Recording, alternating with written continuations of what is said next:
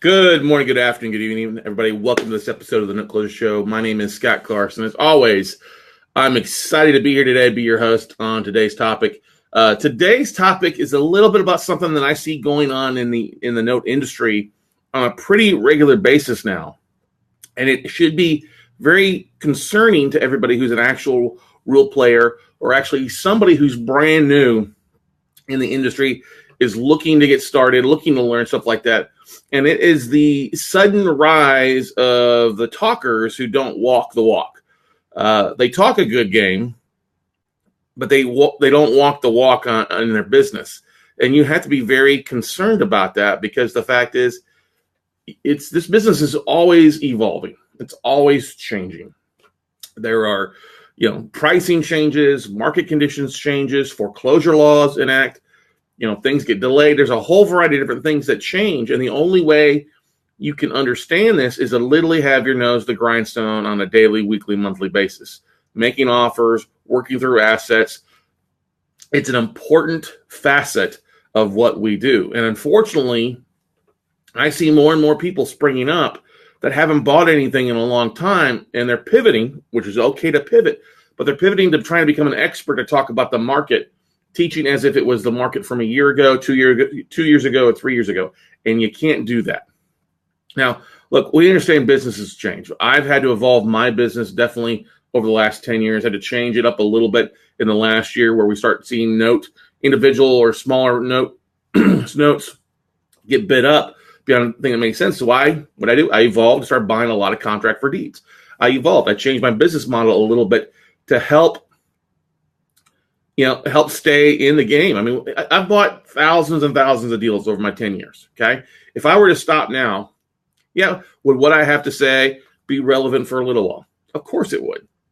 But at some point, whether it be 3 months or 6 months, if I'm not buying anything or working through things or making offers, I'm really should shut up, okay? I should shut up. And unfortunately, I see a lot of people that haven't bought anything. They're evolving. I'm going to write a book about what I'm doing. Or I'm going to start teaching. Or I'm going to start offering advice. And I'm like, you can't do that. You've got to keep buying assets. You've got to keep working in this business. Now, if you're working on assets, that's great. That you're totally in the game. If you're making offers, swinging and missing, or getting counters, I am not talking about you. I'm talking to people out there that haven't bought a note. They've been doing this. Been bought a note in a long time, not brand new, but they've been in the business and they aren't buying anything, and they stop buying anything, but now they become an expert.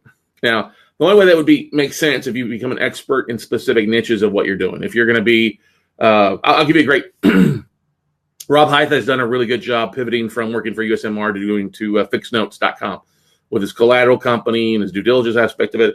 That's great. He's working through that. That's a great pivot. I'm not going to name anybody else out there doing bad pivots, but keep in mind, there was a guy a year ago who hadn't bought a first note in some time, 5 years, but he was going to write a book about first note investing. I go, well, hey, dude, when was the last time you bought a first lien? 5 years ago. I'm like, you can't write a book about investing in first liens when you haven't done it in 5 years. The market's changed dramatically in the last 5 years. The thing you've got to keep in mind, everybody, just ask, what have you, we like to coin the term, the hashtag, what have you closed lately? And what we do. All right. Hashtag, what have you closed lately? You know what? I'm going to actually put that on the WCN group page. What have you closed lately? Let's get some photos up on there of deals that you've closed on a regular basis or just closed recently. That's an important thing. If you haven't closed anything lately, you can't really do it. If you bought a note a year ago but haven't bought anything or made bid offers, you can't do that. You have to be very careful too, because I know a lot of people love the marketing aspect of what we do. Don't get me wrong, I love marketing. Think I'm at the best at what I do. I enjoy that, but I love it more when I have actual real deals that we're working through, case studies and things like that. And we're going to have a whole lot of case studies rolling out here in July and August and September on stuff that we're coming to the end of our workouts on. Some, stuff that's been performing for a while, stuff that we're working through evictions, foreclosures on, stuff that we're selling off, lots of case studies. And that happens as you start buying big. You can buy a portfolio, great, you work through that portfolio, then you buy another portfolio, if you're buying portfolios, I'm not talking to you because I know you're in the weeds or up to your ears in collateral files and workouts and attorney fees and things like that. I get that. But you have to be careful. For those that are listening out here, those that are watching, I see this happening more and more, and it's very concerning. It's very alarming, especially when you have different Facebook groups pop up or you get invited. I get invited to so many freaking Facebook groups. I'm like, who is this guy? Who is this gal? I'm like, what do they know? Now, there's nothing wrong with building a community. I have nothing against that. I think building community is what's one of the strongest points to the note industry. It's what you do with that community. If you're just using it to try to promote your business, that's not a good thing, because a community is all about the community. It's not about you, okay? When we created the WCN Crew Facebook page, that is not about Scott Carson, okay? It is not about Scott Carson, whether you believe that or not. Yeah, do we post our webinars there? Do we post updates? Yeah, we do that. But that is more so about our community. It's about our students. It's about growing relationships and enhancing the networking that we believe is important in this industry, the community stuff. When I set out 10 plus years ago, when I sold everything I had in Austin, Texas, I started driving across the country. I was putting my money where my mouth is. I was going to get out, visit assets, visit banks, visit asset managers, make offers, buy a lot of stuff, and I did exactly that. And it totally exploded my business in so many great ways and involved me to where I'm at today, where I would have never imagined myself doing that for 3 years, traveling nonstop and buying assets and speaking and doing all that stuff. And I've toyed with the idea of jumping on the road and taking a week to drive around and take a look at assets. Do that again.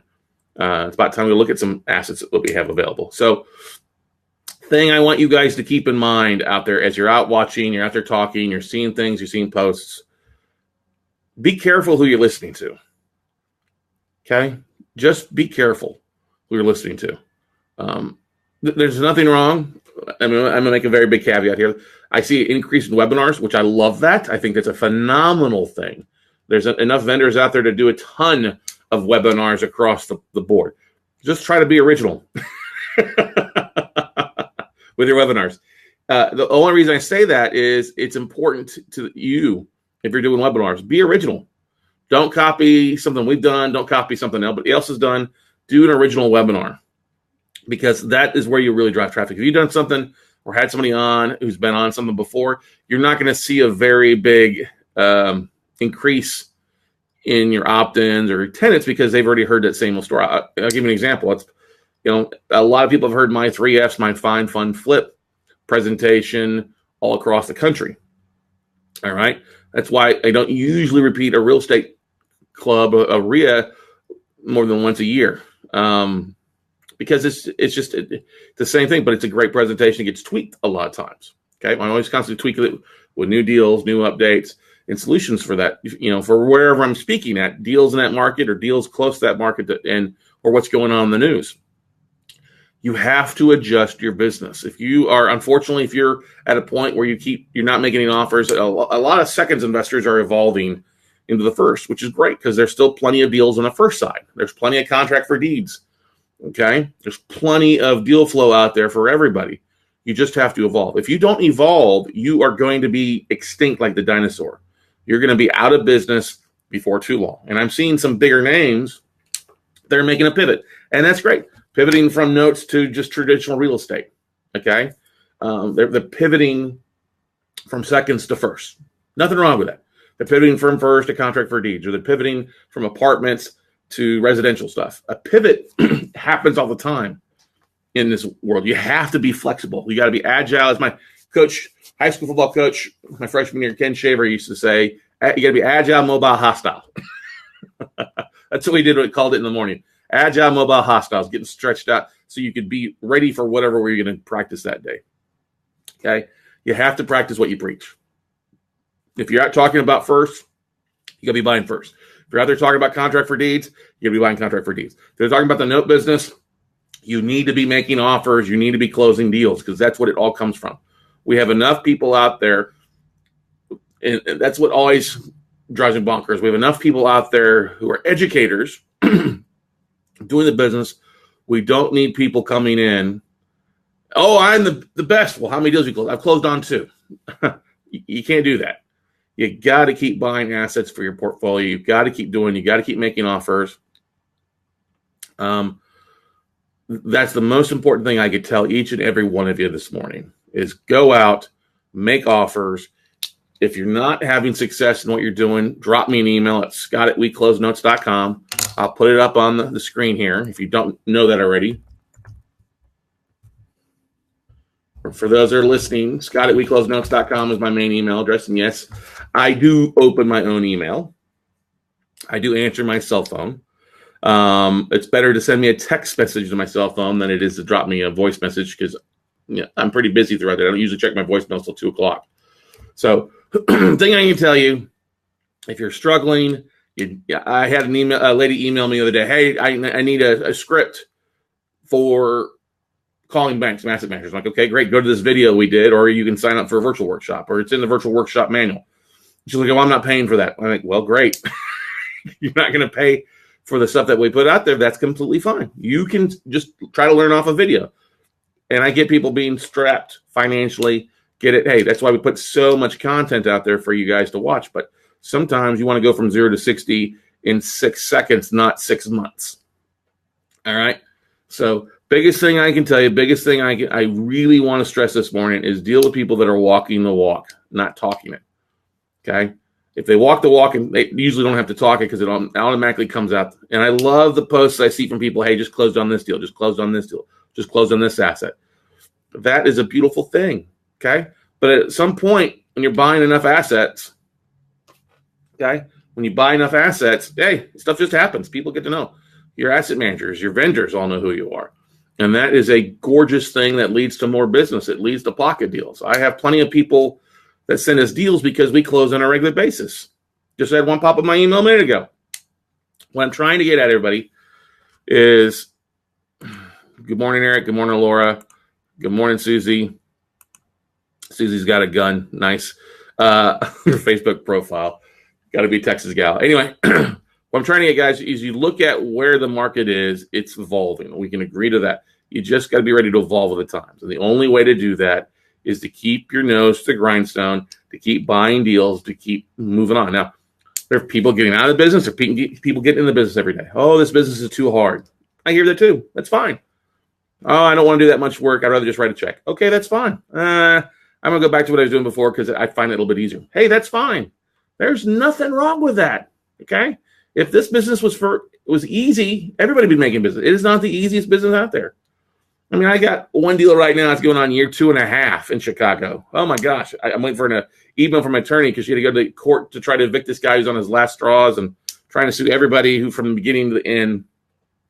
We offered a loan mod. We offered a short sale to this guy, and he just does not follow through on anything in the last 2 years. That's why I hate Cook County. Cook County.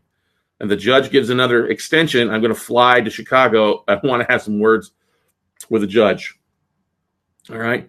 Hopefully my attorney's got some good news for me this morning on this one, because this is a big asset that has been a freaking ball and chain around my ankle for the last 2 years. All right.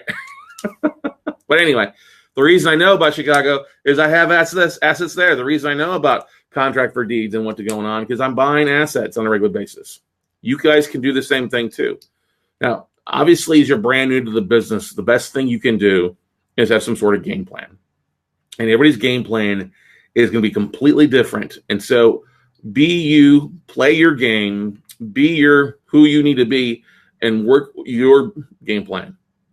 Work your plan of attack, not anybody else's. Okay. So let me give you an example.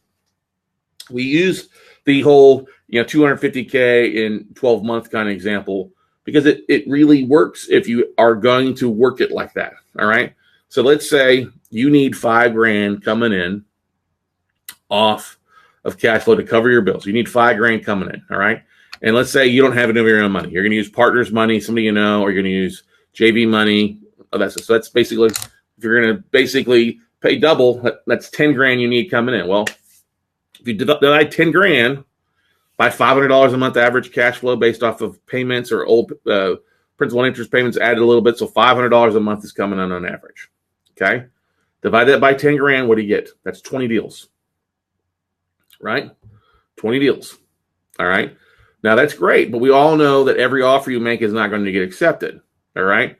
So most investors have about a 10% approval rate when they make offers. You make 20 offers, you probably get 2 accepted. So take that 20 notes times 10, and that's 200 bids you need to make. Now, 200 bids should result in roughly about 20 approvals, especially after the due diligence, the fading, pardon me, once all that works down. So 200 bids, divide that by 12 months. That comes out to what? 8 bids on average. Is that right? 8 times 12 is 96. No, 16. I'm sorry. About 17 assets you need to make a bid on each month. Well, you divide that by 4. That's roughly 4 offers a week you need to be bidding on. Now, big thing I can tell you, many people make the mistake of I'm only going to bid on 3 or 4 assets at a time. Look, stretch yourself. Go big. Make an offer on 10 if you're used to making them on 1. If you're used to making them on 10, make it on 20, because things will fall out. Things will get bid up. You'll eliminate bids because of due diligence flaws, more taxes, values, condition of property. So there's a variety of things to do that. Realize that you have the opportunity to do that. If you work that system, trust me, you'll be closing deals in 12 months. Now, I would love to say that all 20 of your assets you buy on turn into your performing assets. I would love that. We all know that's not true. About half of those probably won't be reperformers. That's okay. Why? Just doesn't happen. But that doesn't mean you're not making money of those, because those are the ones you're either foreclosing on, you're getting deed and lose, cash for keys. Thing to keep in mind, though, those will probably be bigger checks, whether you're selling those off, wholesaling, or taking it and listing the MLS, REO sales. You probably see about a 10 grand, if not more, hopefully making more than 10 grand on your side of the split. Well, if you got 10 of those, that's 100 grand right there on those 10 deals. The other 10 are bringing in $500 a month. Great. You're paying your JV partner really well, and you're making money as well, too. So if you're adding a little bit extra, having the borrower who's getting reperformed a little bit extra to the table, $2 grand, usually 4 months of payments to begin with, usually what we try to get, $1,000 at least, if not $2,000 at least. That's an extra little bit of extra scratch going in your pocket as well. So keep in mind, if you're working a system, you're working a model, if you're working through your bids and you know what your numbers need to be, work them. And you're walking the walk, okay? If you just don't bid on, you're a person that attends something all the time but is not making offers, look, you've got to make a decision at some point. Make offers or get off. You're only wasting your time. And I know some people like the itch of hanging out. That's great. There's nothing wrong with it. I get that. But at some point, you've got to either A, start walking or stop talking. Okay? If you're walking the walk, hey, talk about your business. Share it. It's a beautiful thing. But if you're not walking it, you have to quit talking. You can't be a talking walking. Christopher Walken. We did one of those skits a while back for the Known NBA podcast when they celebrate their 100th episode. We did a talk and walking for Robbie and them. But anyway, like I'm getting back here. I'm not trying to jump on a soapbox too long on this. It cracks me up when I see people talk about online. Oh, hey, I'm going to start offering charging for my time. That's great. If you're doing the deals, by all means, go ahead and do it. Unfortunately, most people are going to pay for time until they've seen you close things on a regular basis. They see you doing things on a regular basis. And honestly, there's a lot of time vampires out there, okay? A lot of time vampires who don't want to pay for anything. They don't want to take any action. They just want to be what I call an EI, an educated idiot. Unfortunately, it is. There's plenty of educated idiots out there that aren't doing anything, okay? And we need to focus on those that are taking action and making things happen. There are, as like Laura says, there are walkie-talkies. I like that. Look, it's okay to show up. I get it. But honestly, if you're making offers, you're getting accepts or counters or declines, you're much happier than not doing anything.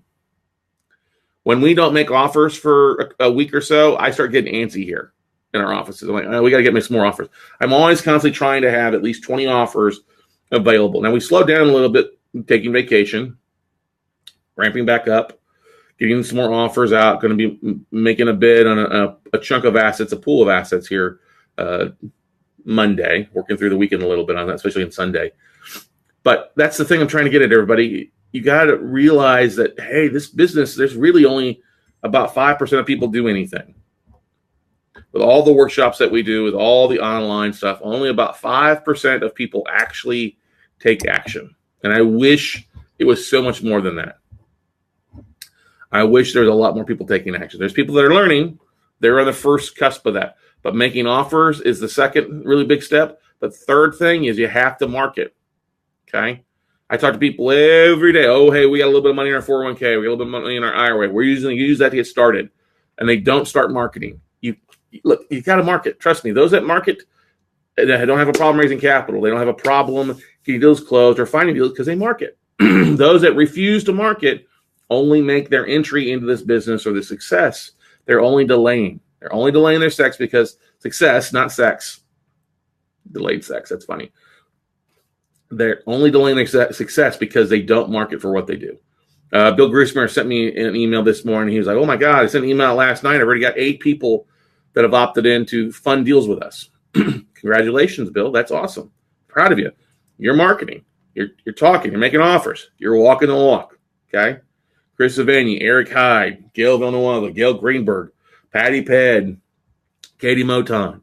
There's Adam Adams, Wayne Snell. I could go on and on with people that are closing deals on a regular basis, or they're funding deals. Joe Tomko, Joe Kennedy, Jack Vaughn, other people out there that are doing things to really explode their business. And there's so many different ways to make money in this business of either A, I'm going to be a passive investor, B, I'm going to be more of an active investor, C, I'm going to be kind of a vendor to help out, special services, loss mitigation, whatever. There's a lot of ways to do it. Whatever you pick, just walk it.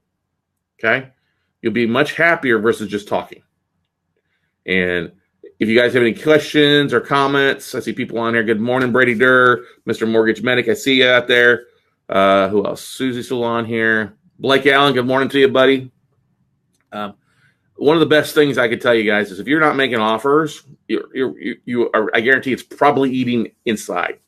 It's probably aggravating you on the inside if you're not doing the things that you need to do. Now, I get, hey, if you're working full-time, by all means, you're in a different avenue than most people that are here at this full-time. If you're at part-time, hey, make a few offers, you're showing up, hey, you've got a job 40, 50, 60 hours a week. I get it. Plus, you got family. I get it.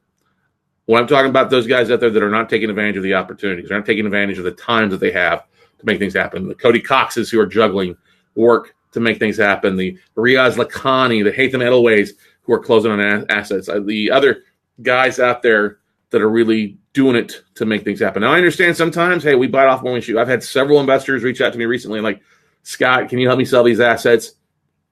I bought off more than I can chew. I've got too many irons in the fire. And you know what? Not a problem. Let's dive on there. Hey, let's reach out to this individual. Let's reach out to this individual. Let's see if we can't get these things moved for you. It's what you have to do on a regular basis to, things you can do on a regular basis to be successful. There's a few things you need to do, rinse and repeat. Always be marketing, always be making offers, and always be, looking at assets, reaching out for asset managers, reaching out for capital, raising capital. 3 things. Everybody falls into 1 of 3 categories. Everybody's a buyer, everybody's a seller, or everybody is a funding source. Okay? Everybody falls in one of those 3 categories for the most part. So that is why your market is important. If you're just making offers and you're having a hard time raising capital and you're complaining, if all you do is complain, and this is what drives me bonkers. I see this all the time. I see this in Bigger Pockets. I see this on LinkedIn. I see this on Facebook. People bitching and moaning, oh, I can't find deals, or the price is too expensive, or the shysters, they're bringing too many students into what we do. You know what? Get off your ass and go do something. If all you do is say negative, you're the problem then. Okay? Look, you don't think negative things happen all the time to everybody? Crap happens to everybody. Deals get delayed. Funders walk away. Bids get countered. All right? Borrowers trash properties, or borrowers delay evictions, foreclosures. It happens all the stinking time. Okay? Bids get countered back. You're like, what the hell? Are you smoking crack over there? Pass the crack pipe. Okay? All right? Things like that happen all the time. You can either choose to brush it off and just have the next mentality and keep walking, okay? Or you can sit here and just be a Debbie Downer and just don't really, and just bitch and moan about everybody else, all right? That's worth doing it again. There are too many Debbie Downers out there that I just, at the point where I'm like, unsubscribe, unfollow, unfriend, block. Okay? It's just, if you're negative, Nancy, all you do is bitch about things and you're not doing anything to make your business better. You're only complaining. You're the problem. And honestly, what's funny is you can either choose to allow that into your life, into your business, and that affects how you walk, it affects how you talk, or you can refuse to have it, and you will see a difference in how you talk. You will see a difference in how you walk. You'll see a difference in how you approach things. If you're constantly looking at the negative things on here, oh, that's so-and-so, oh, negative, yes, like the negative. You know what? You end up spending your nose on your phone versus doing something, okay? If you look at one of the most effective tools that was ever used in one of my jobs that I ever worked at was a list. We had an hour by hour list. Now, one of the first jobs I had this at, a list of kind of tracked my daily habits, was I was a pool technician. First job after my first year of college, summer of my freshman year in college, I was a pool technician down in Port Aransas, Texas at Port Royal Condominiums. And we had an hour by hour chart of what we had to track what we do. That way we stayed busy. We had to turn that chart in every day. So they used to think we were sitting around doing nothing. Yes, sometimes if you're on pool, slide watch where you sat there for 4 hours making sure kids weren't doing something stupid or standing up on the slides or diving into the shallow end, great. But as a pool technician, I had a lot of things to do. Running around, picking up trash, organizing things, making sure the salinity was right, doing the sand filtering, scrubbing. You had to put that down there. It was effective. It kept me on track. It kept me on task for everything that I needed to do, right? And I worked at Chase Bank as a branch, not a branch manager, but a branch banker. We had a daily point system. Now, if you guys don't know this, most of your bankers at banks are paid a commission, are paid a flat salary, and then also commission. Most of the times, the flat salary is somewhere in the mid-30s. If you got a degree, any type of securities license, insurance license, and things like that, you're probably going to be making somewhere around 35 to 30. It was 33 to 35 when I started over, 20 years ago, roughly. It's probably up closer to 40 now. Who knows?